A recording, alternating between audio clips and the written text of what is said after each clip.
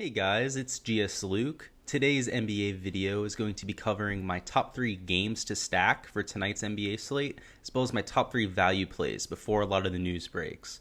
This quick video is going to help prepare you guys for the madness that inevitably ensues before lock. It's going to be a lot of the main games to stack, like I mentioned, some of the potential injury situations or value situations, like I sometimes call them, that we're aware of at least now, right? A lot of that injury situation, a lot of that news comes out right before a lock, but this should be able to give you a good foundation before that madness comes out. With that being said, let's hop into my favorite games to stack. Coming in at number 3 with my favorite games to stack tonight is going to be the Brooklyn Nets at the Toronto Raptors, with the Nets being a 6-point favorite right there. And this game does also have the third highest game total of the night, coming in at 232.5 for the over-under. Makes it an excellent game to target, especially from an offensive side. So the main reason it has such a high total is, first of all, the Raptors played a relatively high pace, a little bit more than the league average, but the Brooklyn Nets are horrible on defense. They've ranked in the bottom 5 in almost every defensive stat for the entirety of the year. So it's no question that a lot of games they play in end up being, big shootouts, high scoring games and whatnot. The Raptors have a lot of scorers on their team, and I do expect a lot of them to take advantage of that tonight.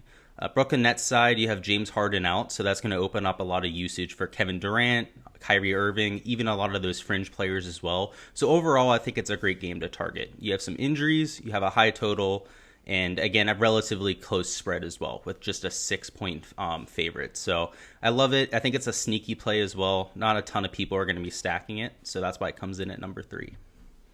My second game to stack tonight is going to be the Minnesota Timberwolves at the Houston Rockets, where the Timberwolves are 1.5-point favorites. It does also have the second highest total on the night, coming in at 234 points, which is great to see. But what I really like about this game is that you have two mediocre teams that are usually priced softly, playing against each other, where they're going to be able to, have a shootout, have a high-scoring fantasy game, and overall it's just setting up to be a great game to stack. One thing I will mention is that this is absolutely going to be the chalk stack of the night.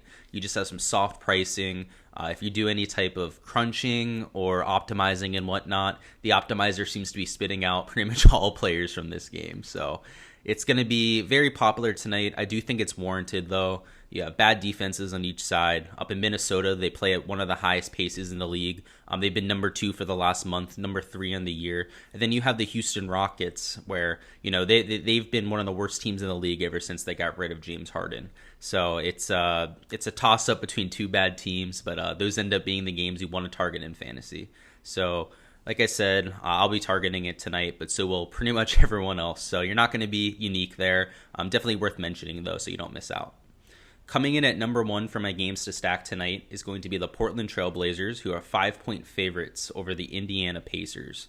This game is the highest over-under in the night, coming in at 239.5 points, almost 240, which is absurd. You don't see that very often. And you have two extremely high-paced teams and two relatively bad teams defensively as well.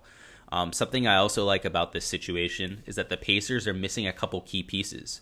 You have Domantas Sabonis, who's going to be missing the game. You have Miles Turner missing the game, which is going to open up value for the Pacers, but it's also going to open up a lot of scoring and rebounding for the Portland Trail Blazers. So that's something to keep in mind. The big men for the Trailblazers could do very well tonight. Something to also mention is that the spread is 5 points to Portland right now, but I don't necessarily agree with that.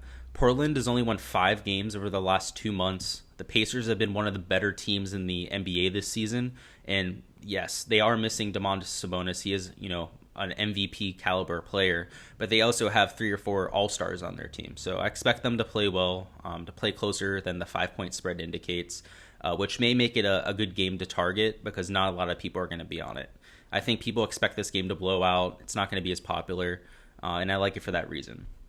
With that being said, now let's talk about some of my value plays for tonight.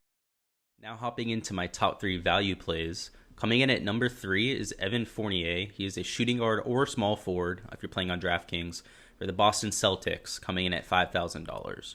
Now, while Fournier hasn't made a huge mark since being traded to the Celtics, there is a lot more opportunity now that Tatum and Kemba Walker are both rolled out for this game, and Robert Williams is highly questionable as well. So they may be missing 3 out of their 5 starters, which means you're going to have a lot of role players or fringe players thrusted into starting roles. And you're also going to have a lot of role players thrusted into 6-man roles like I expect from Fournier tonight. While Fournier very well might not start, like I just said, even if he doesn't start, I do expect him to see 28, 30, even like 32 minutes tonight just because they're missing 3 of their biggest bodies. They're high usage players. They're players that get a lot of rebounds, a lot of peripherals as well. So those statistics are going to need to be dished out to, distributed evenly throughout the team. And I expect Fournier to see about 28 minutes tonight. Now, he hasn't been producing at his highest level for his career or anything like that, but he's still producing at a 0.95 fantasy point per minute rate, which means at 28 minutes, I do expect him to score almost 27 points. I have him at 26.75, which would be great for his $5,000 price tag. That's more than enough to pay it off. But one thing I do like about Fournier is I think he has a relatively high ceiling. I do see a way that he could see 32 minutes tonight. Obviously, he's somebody that's willing and capable of putting up 20, 30 actual points. So I do see a 35, even 40-point ceiling possible. They have the bodies out. The usage is there to be grabbed. While I don't expect that to necessarily happen, it entirely is possible. So I'm going to be playing plenty of Fournier tonight, and that's why he comes in at value play number 3. My number 2 value play tonight is taking advantage of that Pacers injury situation that I mentioned. That is Shea Brissette, who is a power forward or center in DraftKings, coming in at $5,000. So Brissette has started the last 3 games with Turner and Sabonis out, and he's produced extremely well. You've also had Goga Batadze sidelined as well. If Batadze does come back tonight and does start, he would replace Brissette on this part of the list for me. Batadze is also a really good scorer, pretty good fantasy point per minute producer. And if he gets the start, he'd be a great value as well. He's only $4,000. But as of right now, I am assuming that Brissette's going to get the start, that Batadze is going to miss another game with that left sprained ankle. And if he does, Brissette is a great option tonight. He's averaged 31.25 fantasy points over these last 3 games, and he's seen plenty of minutes as well. He's averaged just around 30 minutes, and those have ramped up as the games have gone on. And tonight, I do have him projected for 32 minutes. He's producing at a 1.2 fantasy point per minute rate, so I do have him actually nerfed tonight at a 28 and a 3/4 fantasy point projection. Even at that projection, he's still, a fantastic option, but I do expect him to have a ceiling potentially of 40 to even 45 fantasy points. If he sees 30 minutes, he produces at the rate that he has been, that's actually where he would project for. Now, I'm trying to be a little bit realistic, trying to nerf him back a little bit, but even if I do that, he still grades out very well, and that's why he comes in at number 2 for me tonight. And coming in at number 1 for my value options tonight is going to be Malachi Flynn, who is a point guard for the Toronto Raptors, coming in at $4,200. Now, Flynn is an absolutely explosive player. He doesn't see a lot of minutes for the Raptors, but when he does, he sure produces. He's producing right now at a 1.35 fantasy point per minute rate. That's among the elites in the NBA. But he is only seeing an average of 16 minutes per game. So in those limited minutes, he has been, taking advantage of them. He did see 24 minutes last game out, though. He was promised more minutes by his coach. He said he wanted to get him more involved by the end of the year. Obviously, Flynn has shown a lot of potential in the few minutes that he's played. And last night, you saw that come to fruition. He saw 24 minutes. He scored 26 fantasy points. Now, tonight, I have him projected for 25 minutes, almost 30 fantasy points, which is great for that $4,200 price tag. But I really do believe that there's a potential for him to see 32 to 34 minutes like he was seeing earlier on in the year.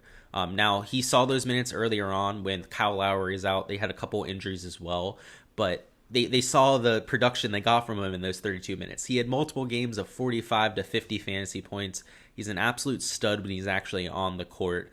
And I do think in the next week, we're going to see Flynn see the 30, 35-minute mark once or twice. And I want to be there when that happens. He's going to put up a massive performance, seemingly out of nowhere, even though we've seen it plenty of times this year. But tonight, even with a very modest minute projection, I have him for 25 minutes. He's still the best value on the slate. He is approaching 7x value, and I'll have him in a good amount of my lineups. If he happens to play those 32, 33, 35 minutes, whatever it ends up being, he breaks the slate and I'm even happier. So that's all I have for tonight's video. Let me know in the comments who you guys think the best value is for tonight. I'm always curious to hear. And if you enjoyed, feel free to like and subscribe. Make sure you can see my videos in the future, and it obviously helps me out a lot as well. So good luck, guys, and I'll see you guys next time.